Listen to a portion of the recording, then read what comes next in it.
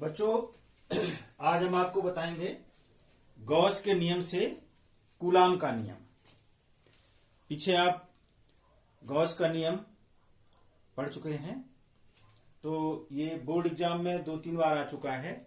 Gauss के नियम से कूलाम का नियम किस तरीके से प्राप्त करते हैं, तो देखिए वही प्रक्रिया। इसके लिए हम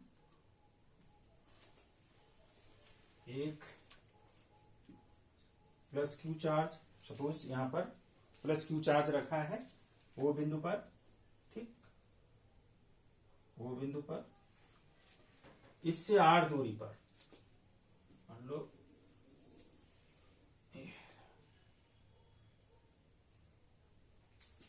इससे आर दूरी पर, ये आर दूरी पर, ठीक, इससे आर दूरी पर एक बिंदु है यहां पी बिंदु है, पी बिंदु, ठीक।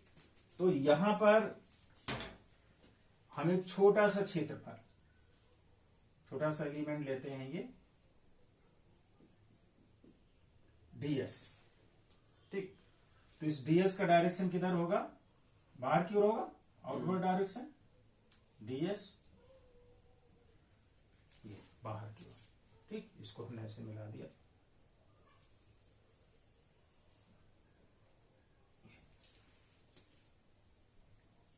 दूसरी चीज, अगर हम मान लें इस प्लस क्यू चार्ज के कारण इससे आर दूरी पर स्थित बिंदु P पर विद्युत क्षेत्र की तीव्रता E है, ठीक है, E है, तो E का डायरेक्शन किधर होगा?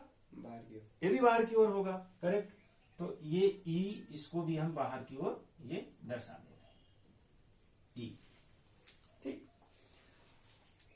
अब P बिंदु से गुजरता हुआ ये हमारा गॉसियन पृष्ठ है, इस पर हमने एक छोटा सा क्षेत्रफल ds लिया है, ठीक। तो इसमें अगर हम गॉस का नियम लगाएं तो हमारा गॉस के नियम का क्या सूत्र है? Phi E is equal to 1/एप्सिलॉन इंटू Q। ये तो नियम है। इस नियम को हम अगर यहां पर इसमें एप्लीकेबल करें तो इस फाई को हम क्या ले सकते हैं? Sign of integral closed surface, बंद सतह, इस बंद सतह के लिए, क्लोज सरफेस के लिए E डॉट ds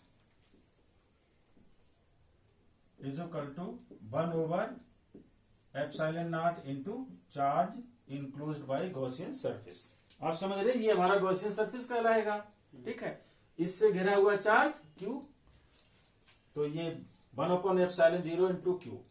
और इस पूरे गॉसियन पृष्ठ से गुजरने वाला विद्युत फ्लक्स अगर हम फाई E मान लें, ठीक है, तो फाई E बराबर क्या हो जाएगा? जैसा पीछे हम पढ़ चुके हैं कि अगर इस छोटे से एलिमेंट, इस पर हम विचार करें तो इसका क्षेत्रफल वेक्टर बाहर की ओर होगा, और यहां पर विद्युत क्षेत्र की तीव्रता यदि E मान लें तो उसका डायरेक्शन भी बाहर की ओर होगा, ठीक। तो E dot ds, sign of integral E dot ds, ये कुल विद्युत फ्लक्स होगा जो इस गॉसियन पृष्ठ से होकर गुजरेगा। क्लियर? इसको आगे बढ़ाते हैं तो ये हमारा हो जाएगा sign of integral E into ds cos. अब देखो E और ds के बीच का एंगल कितना होगा? थीटा। इनके बीच का कोण थीटा कितना होगा? 0 होगा, ठीक है। तो यहां से E ds cos 0 is equal to 1/एप्सिलॉन इंटू Q। तो कॉस 0 की वैल्यू कितनी होगी? 1। इधर मैं लिख देता हूं कॉस 0 इज इक्वल टू 1, ठीक है।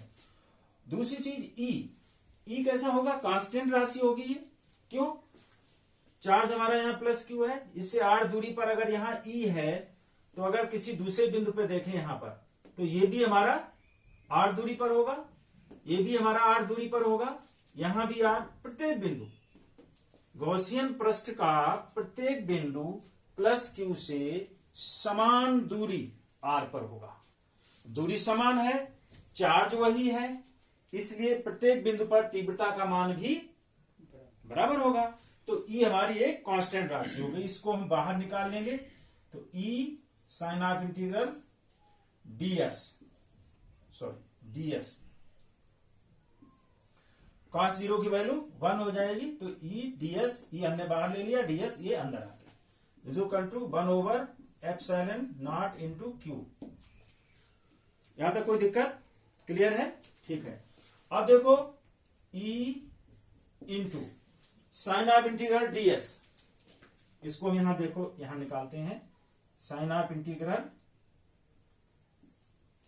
ds इज इक्वल टू, इसकी वैल्यू कितनी होगी? ds ये छोटा सा क्षेत्रफल, छोटे छोटे एलिमेंट में अगर पूरे पृष्ठ को हम बांट दें और सबका टोटल निकालें तो क्या बन जाएगा? जाकर के पूरे गॉसियन पृष्ठ का क्षेत्रफल बन जाएगा। और ये हमारा स्फेरिकल है, तो इसके लिए इसकी वैल्यू कितनी हो जाएगी? 4 correct, thank you, 4 pi R square. ठीक है, तो in place of sign of integral ds you can write e into 4 pi R square, 4 pi R square is equal to 1 over epsilon naught into Q. Clear? यहां से e की value कितनी हो जाएगी? e is equal to 1 over 4 pi epsilon naught into Q over R square. बोलो, ठीक है जी, ये e की वैल्यू आ गई, यहां पर e की वैल्यू इतनी आ गई। अब हम कल्पना करते हैं, मान लो यहां पर कोई परीक्षण आवेश Q0 रखा हुआ है। कितना परीक्षण आवेश रखा है? यहां पर Q0 परीक्षण आवेश रखा हुआ है। ठीक, और यहां पर तीव्रता कितनी है? E है। परीक्षण आवेश Q0 यहां पर हमने रख दिया है, जहां पर तीव्रता कितनी है? E। हम कह सकते हैं कि E तीव्रता के क्षेत्र में हमने Q0 परीक्षण आवेश रखा हुआ है। आप पीछे पढ़ चुके हैं कि जब किसी वैद्युत क्षेत्र में कोई आवेश रखा जाता है, कोई परीक्षण आवेश रखा जाता है, तो उस पर एक बल कार्य करता है। ठीक है, अब आपको बताना है कि इस बल की वैल्यू कितनी होगी। तीव्रता E है, चार्ज Q0 है जिसको E क्षेत्र में रखा गया है, तो इस Q0 पर कितना बल लगेगा? In the form of electric field intensity, what is force applicable on this charge Q0? F is equal to E into Q naught. Correct, ठीक है, तो हम यहां लिख सकते हैं कि Q0 पर लगने वाला बल F बराबर क्या होगा? E into Q0। E की वैल्यू यहां से रख दो, तो ये बराबर हो जाएगा हमारा 1 over 4 pi epsilon naught into Q upon R square. ये तो इतना, तो हमारा ये E की वैल्यू हो गई इतनी, into Q0 into Q0 into Q0, तो ये Q0 हो गया, Q इंटू Q0 हो गया। ठीक है, अब ये क्या है? F is equal to 1 over 4 pi epsilon 0 into Q0 over R square. ये क्या है? कूलाम के नियम द्वारा, कूलाम्स फोर्स आ गया। ये कूलाम्स फोर्स का यही फार्मूला है। ठीक है, तो यू कैन राइट हियर, अब नीचे तो आएगा नहीं, यहां लिख देता हूं, F is equal to 1 over 4 pi epsilon naught into Q0 over R square. ठीक, और यही कूलाम का नियम है, कूलाम्स लॉ, कूलाम का नियम, कूलाम का नियम। तो इससे आपने देखा कि वास्तव में हम कहां से चले थे? गॉस के नियम से चले थे, और कहां पहुंच गए? कूलाम के नियम। ठीक है, इसका मतलब गॉस का नियम कूलाम के नियम का ही रूप है, दोनों अलग नहीं है, एक ही है। ठीक है, तो ये परीक्षा पूछा गया है, आप इसको अच्छी तरह से तैयार कर लीजिए, कोई दिक्कत इसमें? क्लोज्ड।